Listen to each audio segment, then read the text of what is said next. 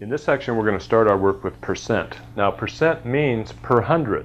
So if I write 75%, that means 75 per 100, or 75 over 100. So as a decimal, that's 0.75, or as a fraction, I could reduce it to 3/4. So 75%, 0.75, and 3/4 are all equivalent numbers because percent means per 100.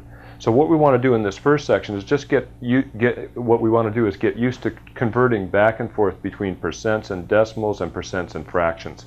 Let's look at our first examples. We want to change to a decimal, and here I have 23%.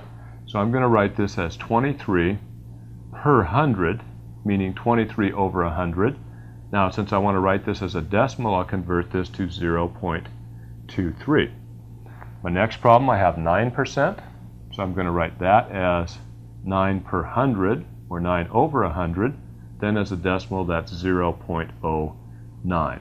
So 9% means 9 per 100, or 9 hundredths, if I write it this way, and then as a decimal, it's this. So you can see if I wanted to convert from this point on to a fraction, I'd just leave it this way. So right now we're converting to decimals, but I use that definition of percent as meaning per 100. Here's some more. Here I have 6.34%. I want to change that to a decimal. I'm going to use the same idea. 6.34 per 100. Now when I divide 6.34 by 100, I get 0.0634. So 0.0634 is the same as 6.34%. Now my next problem, I have 0.9%. Let's see what it looks like as a decimal. I use my same reasoning here. It's 0.9 per 100, so over 100. Now when I divide 0.9 by 100, I get 0.009. So 0.009 is the decimal equivalent of 0.9%. The next problems we want to do, we're going to start with a decimal and change to a percent. Let's take a look at those. For problem number 5, we want to change 0.45 to a percent. So I know that 0.45 is 45 hundredths. So that means that this must be 45 per 100, or 45%. So 0.45, that decimal as a percent, is 45%. Now you can check just to see if that makes sense by going back to 45 over 100 when I take my percent and write it as per 100, and sure enough we get 0.45. So here I have 3 hundredths, so that's going to be 3%. So one way to look at this, and starting with decimals, when I want to change a decimal to a percent, I can simply move the decimal point 2 places to the right and then attach a percent symbol. So 0.45, I'd go 2 places to the right and I'd end up with 45, then I attach the percent symbol. Same with 0.3, I'd move that 2 places over and I'd get 3 and then attach the percent symbol. So let's use that on our next 2 problems.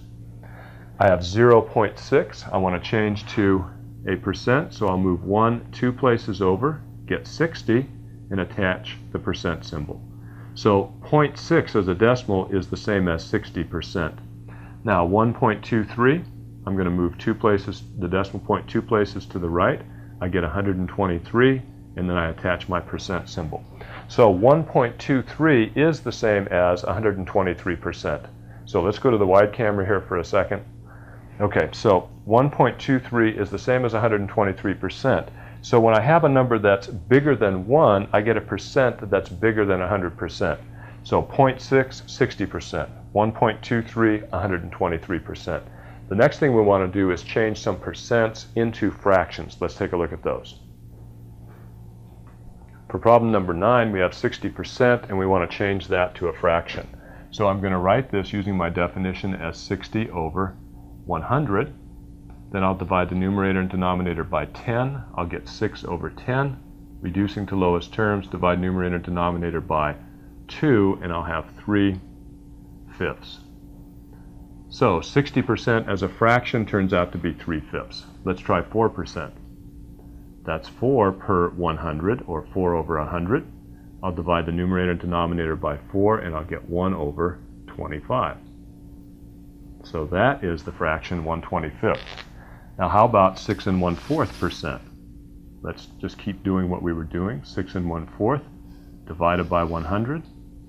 Okay, let's try to change this to an improper fraction. 4 times 6 is 24, plus 1 is 25, over 4 for the numerator, and then instead of dividing by 100, let's multiply by 1 over 100. So instead of dividing by 100, I multiply by its reciprocal, 1 over 100.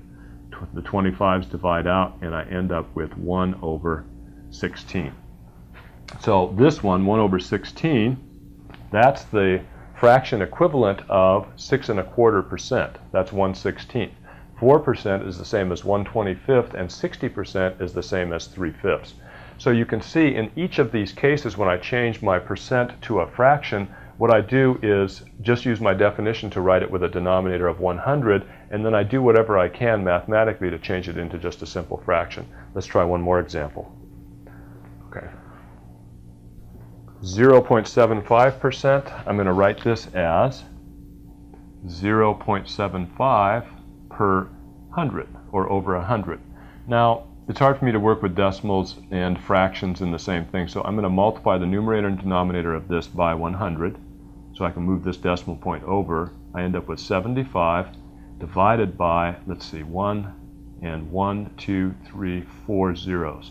So 75 over 10,000. If I divide 25 into the numerator, it will go 3 times.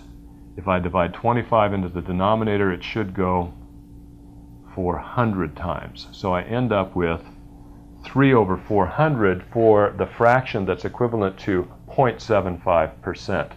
Now, I want to work a couple of more problems on this, but I'm out of board space, so I'm going to walk over here to the other board and show you those. Here we go. We want to change to percent now from a fraction. So problem 13, I have 3/4, and I want to write that as a percent. Now, if I can change this to a decimal, and you may recall that 3/4 is the same as 0.75. If I've got it as a decimal, then I know that that's going to be equal to 75%. So how to get it to the 0.75? Well, there's a couple of ways. One thing I could do is multiply the numerator by 25 and the denominator by 25, and then that would be 75 over 100, which is either 0.75 or 75%.